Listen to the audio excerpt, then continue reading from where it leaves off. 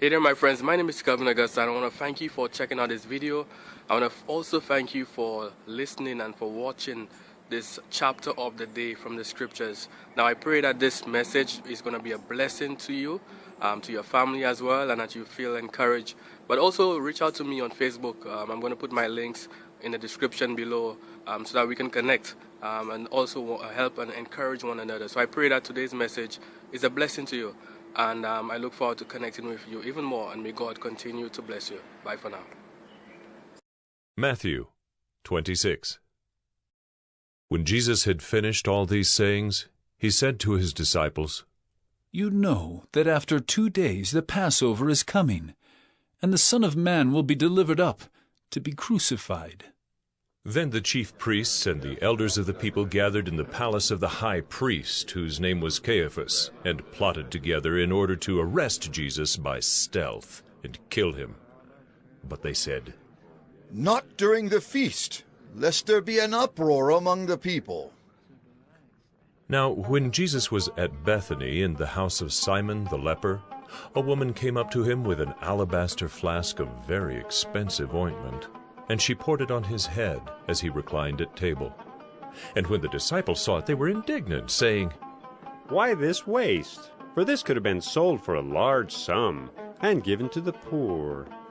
But Jesus, aware of this, said to them, "Why do you trouble the woman? For she has done a beautiful thing to me. For you always have the poor with you, but you will not always have me.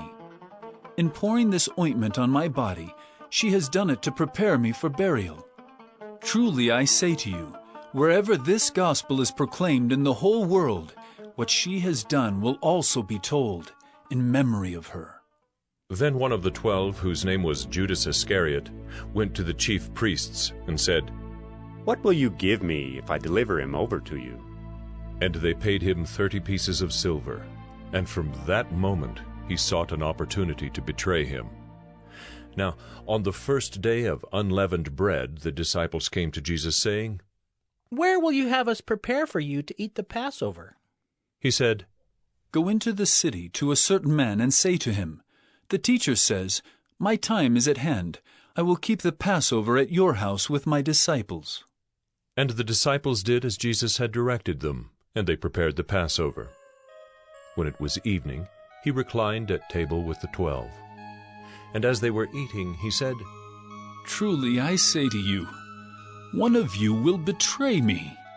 And they were very sorrowful and began to say to him one after another, "Is it I, Lord?" He answered, "He who has dipped his hand in the dish with me will betray me.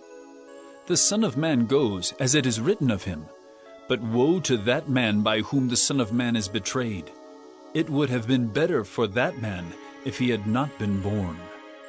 Judas, who would betray him, answered, "Is it I, Rabbi?" He said to him, "You have said so." Now as they were eating, Jesus took bread, and after blessing it, broke it, and gave it to the disciples, and said, "Take, eat. This is my body." And he took a cup, and when he had given thanks, he gave it to them, saying, "Drink of it, all of you. For this is my blood of the covenant, which is poured out for many for the forgiveness of sins. I tell you, I will not drink again of this fruit of the vine until that day when I drink it new with you in my Father's kingdom." And when they had sung a hymn, they went out to the Mount of Olives. Then Jesus said to them, "You will all fall away because of me this night. For it is written, I will strike the shepherd, and the sheep of the flock will be scattered. But after I am raised up, I will go before you to Galilee." Peter answered him, "Though they all fall away because of you, I will never fall away." Jesus said to him, "Truly I tell you, this very night before the rooster crows, you will deny me 3 times. Peter said to him, "Even if I must die with you, I will not deny you." And all the disciples said the same. Then Jesus went with them to a place called Gethsemane, and he said to his disciples, "Sit here while I go over there and pray." And taking with him Peter and the 2 sons of Zebedee, he began to be sorrowful and troubled. Then he said to them, "My soul is very sorrowful, even to death. Remain here and watch with me." And going a little farther, he fell on his face and prayed, saying, "My Father, if it be possible, let this cup pass from me. Nevertheless, not as I will, but as you will." And he came to the disciples and found them sleeping. And he said to Peter, "So could you not watch with me 1 hour? Watch and pray that you may not enter into temptation. The spirit indeed is willing, but the flesh is weak." Again, for the 2nd time, he went away and prayed, "My Father, if this cannot pass unless I drink it, your will be done." And again he came and found them sleeping, for their eyes were heavy. So, leaving them again, he went away and prayed for the 3rd time, saying the same words again. Then he came to the disciples and said to them, "Sleep and take your rest later on. See, the hour is at hand, and the Son of Man is betrayed into the hands of sinners. Rise, let us be going. See, my betrayer is at hand." While he was still speaking, Judas came, one of the 12, and with him a great crowd with swords and clubs from the chief priests and the elders of the people. Now the betrayer had given them a sign, saying, "The one who will kiss is the man. Seize him." And he came up to Jesus at once and said, "Greetings, Rabbi." And he kissed him. Jesus said to him, "Friend, do what you came to do." Then they came up and laid hands on Jesus and seized him. And behold, one of those who were with Jesus stretched out his hand and drew his sword and struck the servant of the high priest and cut off his ear. Then Jesus said to him, "Put your sword back into its place, for all who take the sword will perish by the sword. Do you think that I cannot appeal to my Father, and he will at once send me more than 12 legions of angels? But how then should the Scriptures be fulfilled, that it must be so?" At that hour Jesus said to the crowds, "Have you come out as against a robber, with swords and clubs to capture me? Day after day I sat in the temple teaching, and you did not seize me. But all this has taken place that the Scriptures of the prophets might be fulfilled." Then all the disciples left him and fled. Then those who had seized Jesus led him to Caiaphas the high priest, where the scribes and the elders had gathered.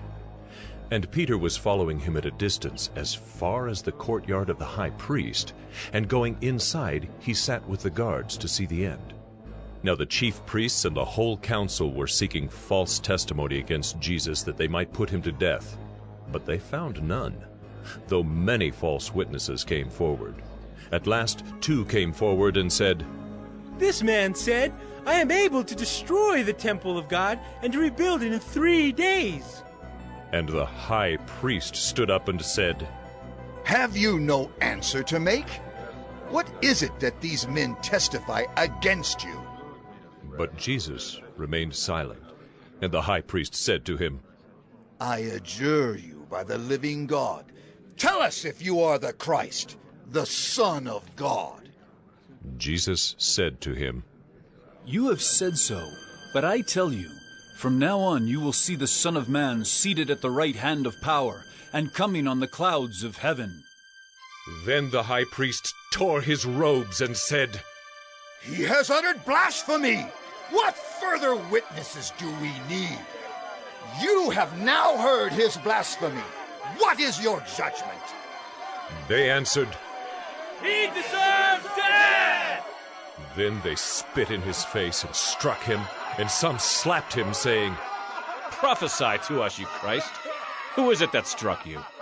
Now Peter was sitting outside in the courtyard, and a servant girl came up to him and said, "You also were with Jesus the Galilean." But he denied it before them all, saying, I do not know what you mean. And when he went out to the entrance, another servant girl saw him, and she said to the bystanders, "This man was with Jesus of Nazareth." And again he denied it, with an oath. I do not know the man. After a little while, the bystanders came up and said to Peter, Certainly you too are one of them, for your accent betrays you. Then he began to invoke a curse on himself and to swear. I do not know the man. And immediately the rooster crowed, and Peter remembered the saying of Jesus. Before the rooster crows, you will deny me 3 times. And he went out and wept bitterly. Hey there, my friends. My name is Kelvin Augusta again. Thank you for checking out this episode of 1 Minute Bible Study. Here, the goal is to really share some word of encouragement, share the scriptures, share something from the Bible to inspire us to live godly lives, to get closer to Christ, to connect with God. So again, if you have any questions, issues, quarrels, comments, recommendations, or you just want to reach out, I'm going to put my links to Facebook, my personal profile. I will look forward to connecting with you, to help and encourage one another and to share in any way that we can be a blessing to one another. So again, feel free to connect with me below. Thank you again for checking out this episode of 1 Minute Bible Study, where we've shared scripture, we've shared encouragement, and I look forward to connecting with you. May God continue to bless you. Bye for now.